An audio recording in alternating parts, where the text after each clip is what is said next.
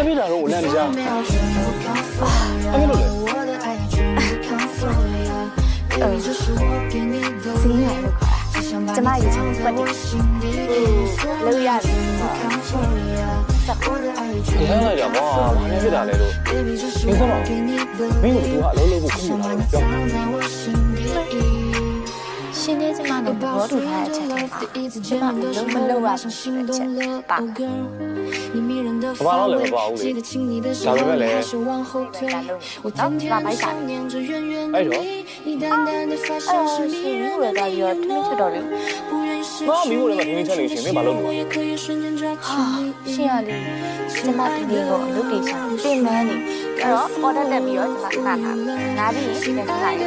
ချင်းချက်ပြီးတော့လုပ်ပါ Okay ဟုတ်ပါ